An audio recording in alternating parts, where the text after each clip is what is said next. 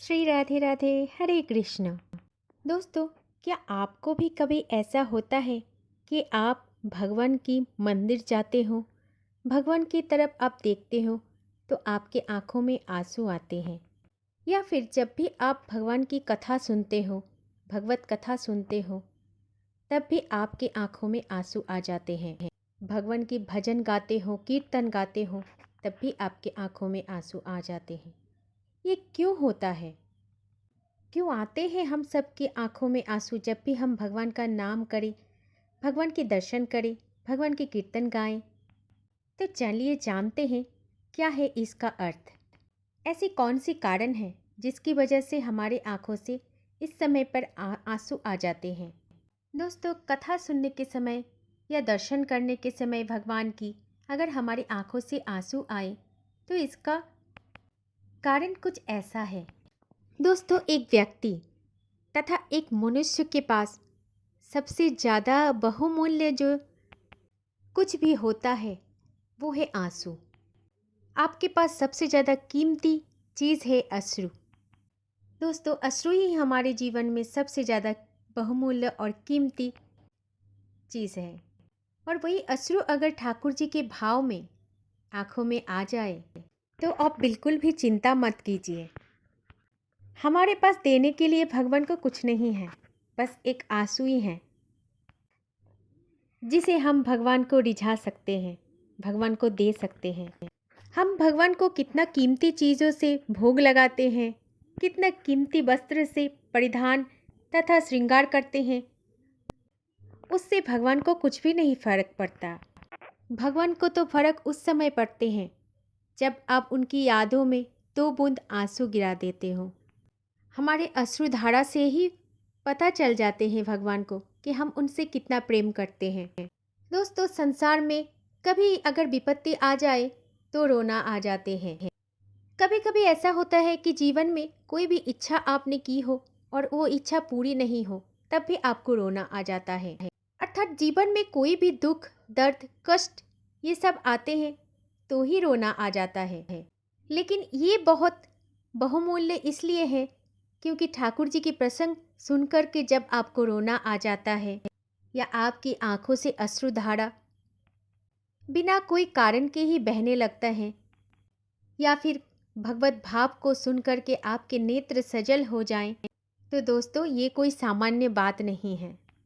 दोस्तों, एक बार श्री चैतन्य महाप्रभु अपने कुछ भक्तवृंद तथा सखा के साथ कहीं जा रहे थे और वैसे भी चलते चलते देखा कि एक जगह पे सत्संग तथा भगवत चर्चा, भगवत कथा हो रहा है। फिर श्री चैतन्य महाप्रभु उस सत्संग में जाकर बैठ गए।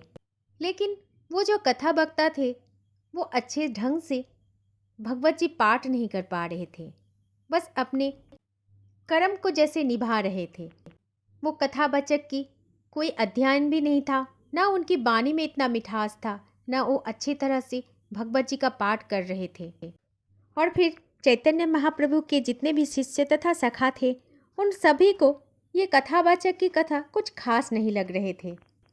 वो बस सामान्य तरीके का भाव लेकर कथावाचक का कथा सुन रहा था, क्योंकि उन सभी सखा को पता था कि भगवत की श्लोक ना ये अच्छे से गा पा रहे थे, ना इनका कोई भी कथन स्पष्ट आ रहा था, ना ये सटीक ढंग से भगवत की श्लोक का उच्चारण कर पा रहे थे।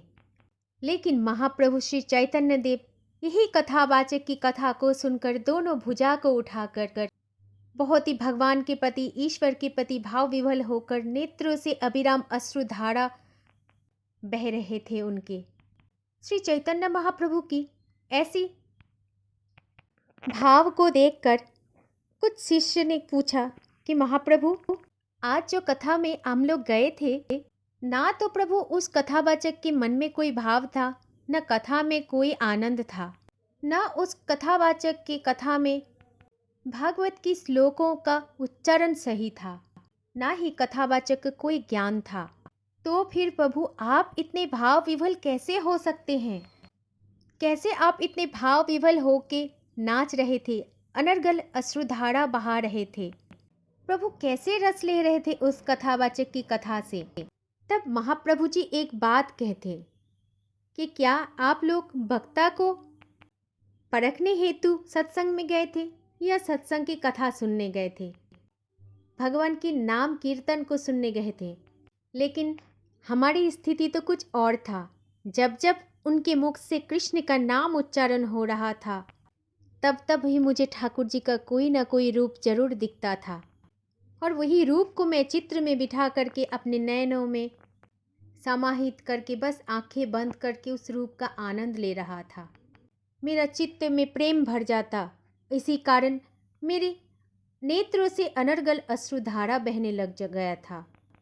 महाप्रभु के इस कथन को सुनकर उनके सभी शिष्यों बहुत ज़्यादा लज्जित हो गए और अपने आप में बहुत ज़्यादा दुखी भी हो गए। अरे, हम क्या कथा सुनने जाते हैं? हम कथावाचक को देखने जाते हैं, परखने जाते हैं। असल में कथा तो होते हैं भगवान के बारे में, लेकिन हम क्या सुन के आ जाते हैं? महाप्रभु तो केवल कथा में कृष्ण का नाम सुनते ही भाव विभल हो गए, और हम कथावाचक की परीक्षण कर रहे थे। दोस्तों, इसी कारण कभी अगर आपको भगवान की कथा सुनते सुनते अगर आपके नेत्र सजल हो जाते हैं, तो समझ लेना कि स्वयं भगवान श्री कृष्ण आपको छुआ है। इसीलिए आपके आँखों से अनर्गल अश्रुधारा बह रहे थे। जब भी मंदिर जाते हैं, भगवान की मूर्ति को देख के, भगवान की प्रतिमा को देख के, भगवान के श्रृंगार को देख के, उनकी नयन को देख के हमारी आँखों में भी आंसू आते हैं। तो इसी कारण ही आंसू आते हैं कि भगवान श्री कृष्ण ने हमें छू कर चले जाते हैं। वो हमेशा हमें ये एहसास देते हैं कि हम हैं, हम तेरे साथ हर समय हैं। दोस्तों, एक बात तो सत्य है कि हम जिनसे प्रेम करते हैं या फिर जो हमसे प्रेम करते हैं, इन या फिर जिनका नाम हम नित्य लेते हैं, तो मन ही मन हम उनके साथ जुड़ जाते हैं। इसीलिए कहते हैं जो भी व्यक्ति मंदिर में जाके रोते हैं, वो भगवान कृष्ण के साथ जुड़ जाते हैं।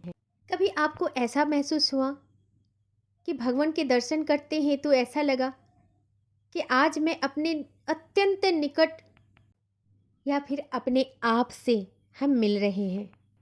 हमारे जीवन में अगर सबसे ज़्यादा कोई हमारे अपने हैं तो स्वयं भगवान हैं। और इसीलिए जब मंदिर जाते हो, तब आपकी आंखों से आंसू अगर आए तो समझ लेना कि भगवान कृष्ण आपको स्पर्श करके चले गए, आपको छू करके चले गए। वो भी आपसे प्रेम करते हैं, आपकी तरफ देखा भी है उन्होंने कि मेरे अंश आया है मेरे पास आज। इसीलिए दोस्तों, नित्य नाम जाप कीजिए। नाम जाप में इतना सामर्थ्य है कि भक्त को भगवान से मिलवा ही देती है। आप जो भी रूप से उनको मानते हैं, उसी रूप से आप नाम जाप शुरू कीजिए, क्योंकि वही हमारे सखा, वही हमारे मित्र, वही हमारे बंधु, वही हमारे सब कुछ हैं।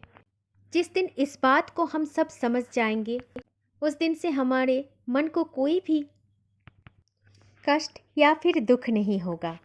जिस दिन हम ये भरोसा कर लेंगे कि हम अकेले नहीं हैं, भगवान है हमारे साथ, कृष्ण है हमारे साथ, उस दिन से हमारे जीवन में सब कुछ मंगलमय होगा।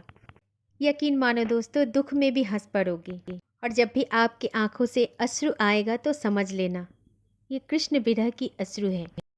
दोस्तों, आशा करती हूँ कि आज की जानकारी आप सभी को अच्छे लगे होंगे।